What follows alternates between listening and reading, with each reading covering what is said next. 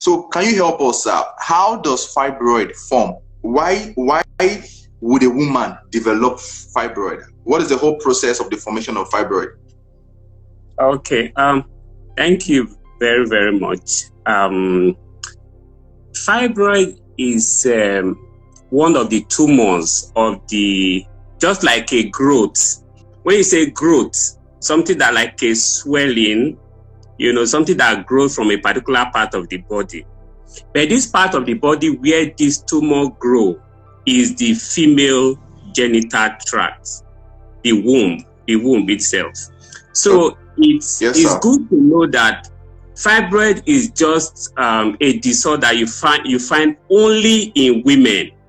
You don't find it in men because, of course, men do not have womb.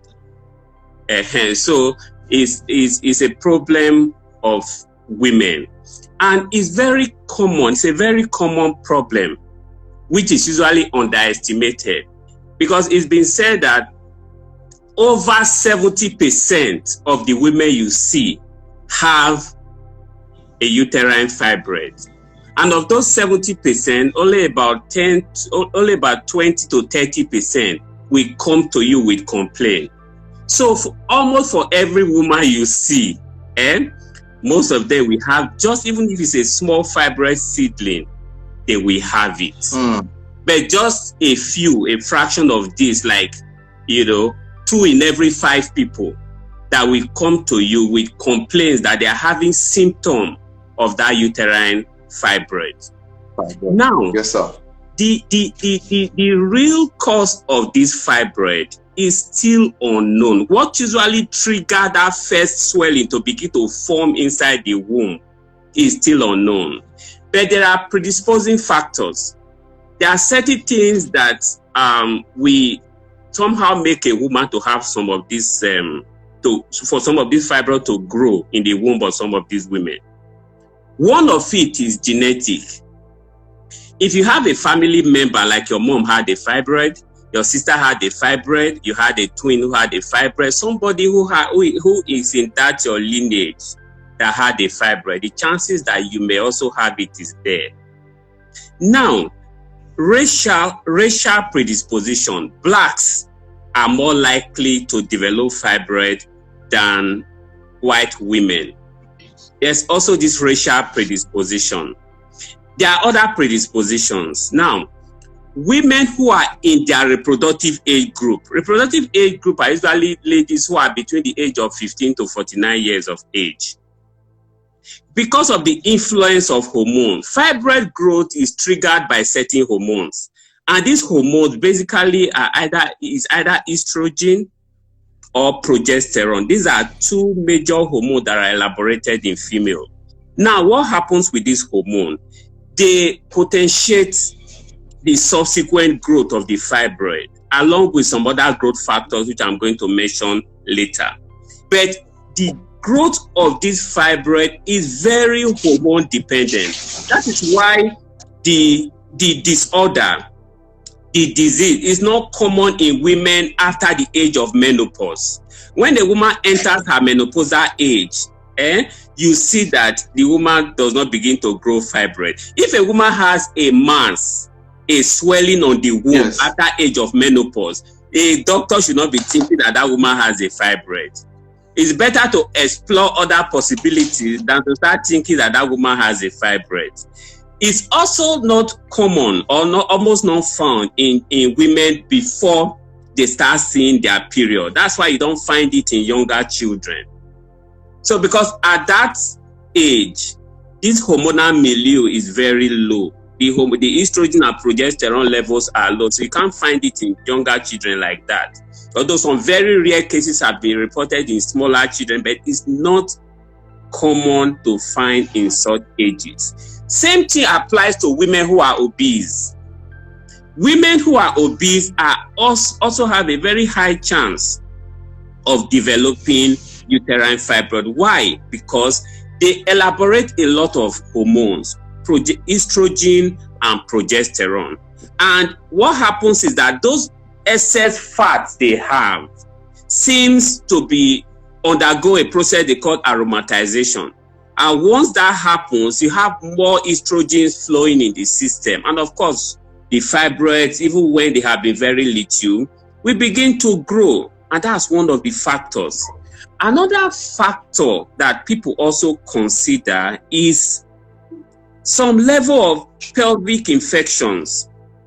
It has been seen that women who are having recurrent pelvic infection, like pelvic inflammatory diseases, seem to have more chances of developing this small fibroid masses as compared to other women. The precise reason is unknown, but there has been this association between the two. So you could see that these factors are there. Obesity, women within the reproductive age group, and then of course, women with low parity, women who have not given birth before. Women who have not given birth before, the chances of elaborating more hormones over the years are higher.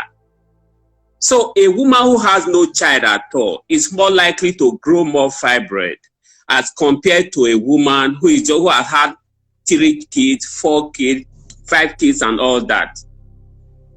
So these are the predispositions. So they are common like this. But the very first trigger of why a particular fibroid will begin to grow in a woman is still unknown. The whole process is seen as a metaplastic process, just the way cancer develops. But these fibroids are not cancerous at all. They are not cancerous. They are not cancerous at all. The chances of a fibroid developing into a cancer is very low. It's less than 1%. There's a change that will happen in a fibroid called sarcomatous change. Sarcoma means malignant transformation. So what happens is that the fibroid begins to change into a tumor, becoming cancerous. The risk is very, very low. It's less than 1. So we don't consider the very first time you see a woman with a fibroid mass, which you can only easily demonstrate clinically or with just a pelvic scan, you will say, yeah, this should be a benign. And oftentimes they are benign lesion of the uterus. So they are really not much of a problem. So, sir, I want to ask one question, sir. For the symptoms of fibroid, because there's so many speculations. People will tell you that, if you are having abdominal pain, then you have fibroid. If you have abdominal swelling, then you have fibroid. So, sir, can you help us break the symptoms of fibroid down? All right. Thank you. Thank you very much. Fibroid had a very wide range of symptoms, very, very wide, from asymptomatic. So many of these women who have a seed of fibroid will not present with anything. Many of them are asymptomatic. It's only 20, like I mentioned, over 50% of cases, they won't have symptoms. Only 20 to 30% of women will come to you with the fact that they are having symptoms of this problem. Others are just discovered on preliminary investigations for other things. A woman may have come to you for a gynecological problem, maybe infertility or other issues. And you will check, you say, this woman is having an abdominal mass. She may not have even known that she was having this problem, or trying to perform a scan for such women, you just say, there's a fibroid lesion in this woman and all that. So it could be asymptomatic, in which case the woman will not have any symptom. But in cases where a woman presents with symptoms, the commonest symptom you will find in these women are either heavy menstrual bleeding, menstrual problems, or swelling of the abdomen. Abdominal swelling is usually slowly but progressive. It will just be slowly growing.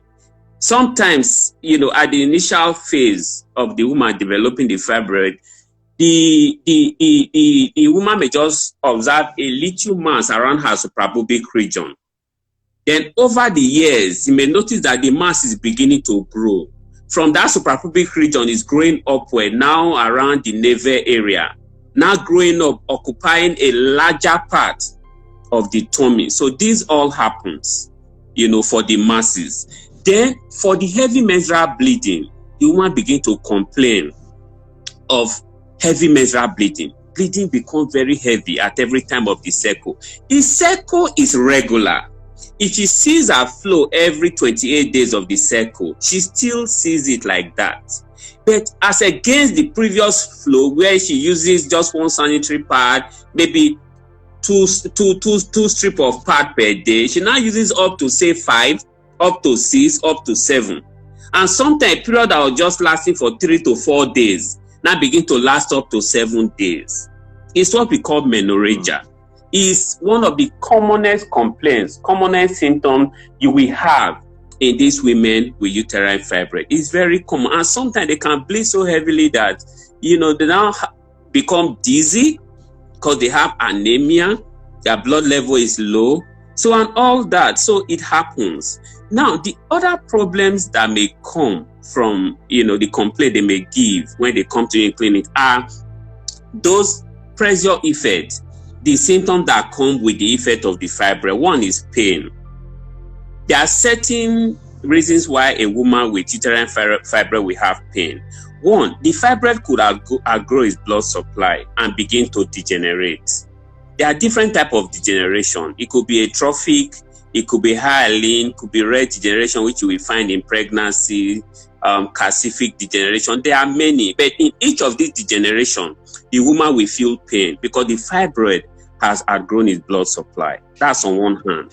Now, the second reason why a woman may feel pain, a woman with fibroid, is the fibroid may begin to compress structures. When it grows and becomes very big and start compressing adjoining structures, abdominal structure, the woman begins to feel pain.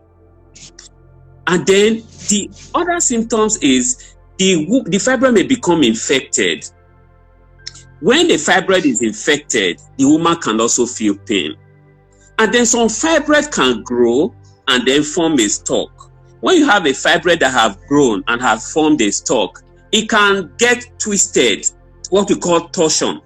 So when the fibroid undergo a process called torsion, it twists, the woman will continue to feel pain. Sometimes they can't stand it, in which case you have to rush them into the theater, to remove that fibroid. So some of the things happen. A fibroid can grow so big that it begins to compress the ureter, causing urine not to flow very well from the kidney through the ureter to the bladder to the urethra, and begin to distort the anatomy of the urethra, of the ureters, causing backflow of urine, causing hydronephrosis. It can actually damage the kidneys if the fibroid compresses it for a long time without intervention.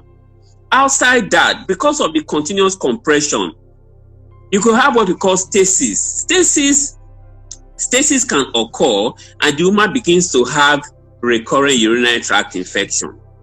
So it's one of the complications you could have in women with long-standing uterine fibroid. But outside this, early satiety too, which is a pressure symptom from compression. Fibroid, compression of the stomach, making the woman not to eat well. And when the woman is not eating well, she could begin to emaciate because the nutrient intake is poor. So you can see the effect of not eating, which could also be partly because of the fact that, the complication that has arisen from the fibroid itself. So these are some of the things that happen. But outside this other complication, the commonest you will find is the abdominal swelling, heavy menstrual bleeding. Intermenstrual bleeding can happen, but rarely does it occur. So oftentimes it's menorrhagia, which is heavy menstrual bleeding. And that heavy menstrual bleeding occurs. It happens because the fibroid has increased the surface area, mainly of the cavity. If the cavity is, the uterine cavity is really very small, just about 4 mils. Yes. The weight of the uterus is just about 4 grams.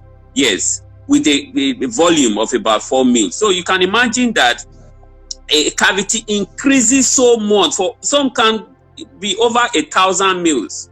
So you have a lot of surface area to slough off. So once that surface area increases, the chances of having more bleeding is very high. And then because the fibroids are there, the uterus is unable to contract very well the way it ought to have been if the fibroids were not there during regular menstrual flow. So all this will lead to heavy menstrual bleeding, and it's one of the commonest things you can have. Then sometimes they could have thrombocytopenia. They have problem with their platelets, and that will further worsen the risk of their bleeding. So these are the common things you will find, very common symptoms you will find. Infertility, yes. There's this controversy about fibroid causing inability to get pregnant. Fine. You see that, like I mentioned, so many women have fibroid. There are so many women with uterine fibroid who have been able to deliver successfully without any issues. There are very many. Fibroid is not a documented cause of infertility, but it can actually have a lot of influence on fertility potential, particularly bearing the location of the uterine fibroid. Those that are located in places where the baby is supposed to form, like the endometrial cavity, are more likely to cause fertility problems. When they are located in such areas, the woman may find it difficult, one, either to conceive, or she now start having recurrent pregnancy losses from the fibroid, the effect of the fibroid on that endometrial cavity. Even when the woman is able to conceive, risk of miscarriage is also there. And sometimes risk of preterm labor, even preterm birth are there. And of course, if the woman eventually gets to term and the fibroid is in the lower uterine cavity, within the lower uterine cavity, the chances of the woman having interventional delivery, because the baby may not be able to come out if the fibroid is in that lower part of the womb where the baby is supposed to pass. So the risk of performing a cesarean section in such a case is very high. So these are the issues. So these are some of the issues you consider in a woman with uterine fibroid. But by and large, it's not just such a documented cause of inability to actually conceive. Thank you, sir. Because this whole conversation with regards to fibroid and pregnancy, I've heard women ask me that they say I have fibroid, and the reason why I can't give birth is because of the fibroid. And I don't know, does they do anything with the location of the fibroid and the tube? Because I don't know who are the people telling them that you can't get pregnant as long as you have fibroid. Okay, fibroid can occur in different parts of the womb. Now, the womb has different parts. You have the neck of the womb, the cervix, you have the endometrium, which is the cavity. Dr. Fred, can you hear me? Yes, I can hear you too. I hope you can hear me. Can you hear me? Yes, we can hear you, sir. Okay. Yes, I can hear you, sir. You have the cavity, then you have the myometrium, which is the wall of the uterus. And then you have the serosa, which is the outside part of the uterus. Now, the fibroid located just within the surface of the uterus, the serosa surface, is the subserous fibroid. The one located within the muscles are intramural because they are located inside the muscles. The one located inside the cavity are submucous fibroid. Now, outside this, there are other locations of the fibroid. Some can be ligamentary. Now, let me talk about the one that are located within the cavity. Fibroids that are located within the uterine cavity are more likely to cause fertility issues than fibroid located in the other part of the body. Now, this also depends on the size of the fibroid and how much the fibroid had distorted the anatomy of the cavity. Because you need an intact cavity for pregnancy to be successful in any woman. The pregnancy can happen, but if the cavity is distorted, the cavity of the womb is not clear, you have multiple fibroids within, the chances that even when that woman gets pregnant, it will cause early miscarriage is very high. So it's not absolutely untrue that fibroid could cause infertility, because in causing these recurring problems, it makes this woman infertile. You get what I mean? So yes. That's what happens with the fibroid. That is why there are also evidence, in which certain women, after performing the process of removing this fibroid, they get pregnant successfully.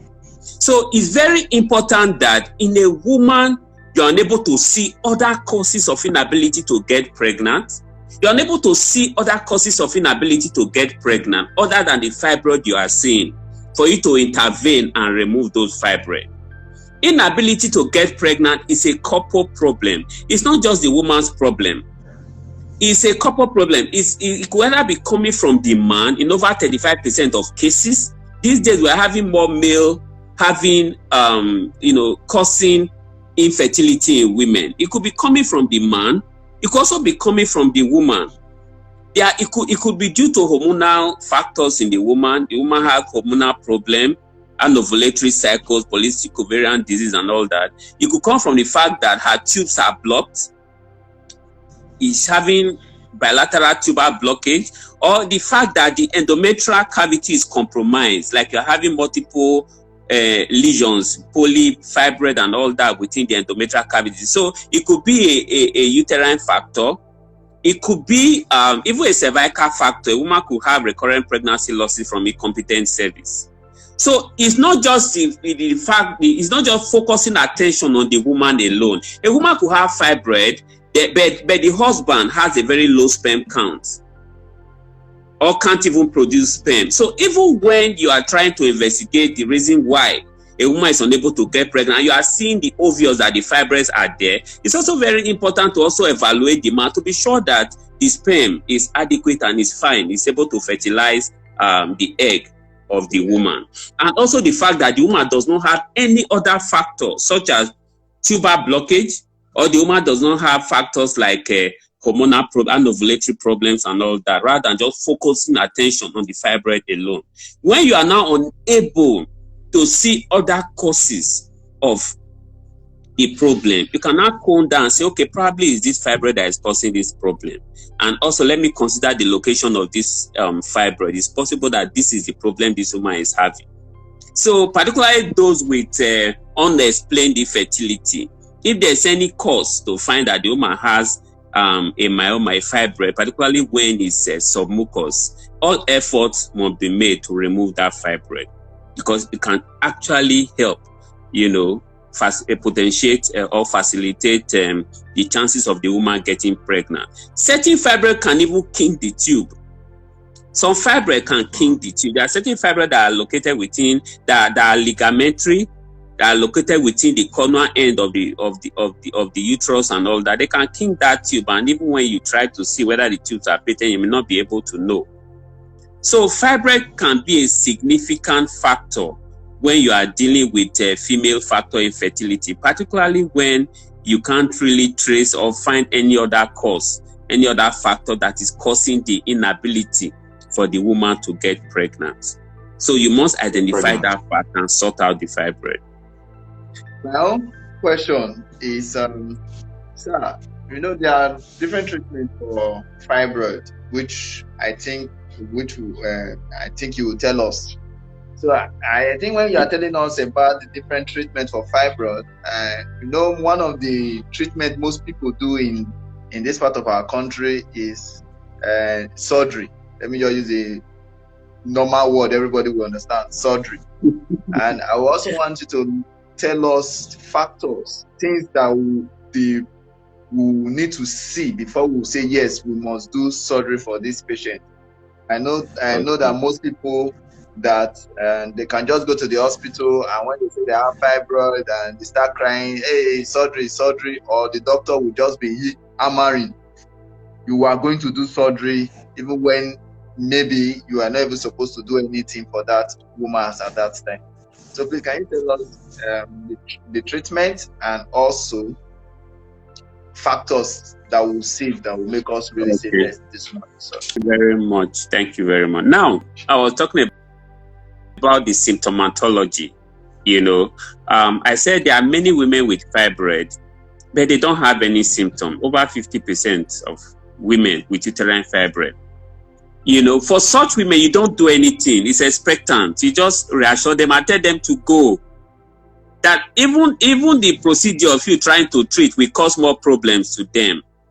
You don't treat. You just leave them if they are not having symptoms at all from a uterine fibroid.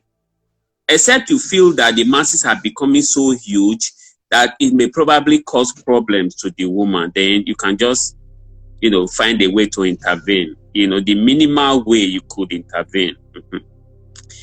You know, and then secondly, women that may require interventions are those who are symptomatic. And like I mentioned earlier, symptoms of fibroids varies widely, has a wide variation. And the commonest symptom that you will find in women with fibroid is abdominal swelling and heavy menstrual bleeding. The other one is pressure symptom, which causes most of the complications you will have in these women. Now, there are some options that you need to consider for women with uterine fibroid. Now, definitive treatment of fibroid is hysterectomy to remove the womb. But you see, most of the women that are coming to you with this fibroid are still within their reproductive age group. Some have not even given birth at all. So why would you not want to remove the womb of a woman who has not even given birth at all? That is where the conservative approach comes in. The conservative approach could be conservative medical or the conservative surgical. The conservative medical, in which you just want to give medications to control symptoms. And then there are some you also want to do conservative surgical, in which you want to remove the fibroid and preserve the womb itself. The common reasons why people do conservative surgical is to preserve the fertility potential of that woman. For that woman to have womb to deliver at the end of the day. Otherwise, if a woman has completed her family size, she has completed her family size and she's satisfied with the number of children she has, and the woman is very symptomatic, having recurrent heavy menstrual bleeding, having huge abdominal swelling, the best option would be to what? To remove the womb. Yes. And also, you also take, you know, this part of the world, then there's a lot of cultural things to some of the things we do. You know, many women want to keep their womb till the next life and all that. Some of them, when you counsel them, they'll tell you, this is my womb, you will not remove it. I want to have a womb when I come back to my next life. So a lot of things happen. So you must also have this cultural sensitivity and all that. You shouldn't be pushing. You should give the best, you know, at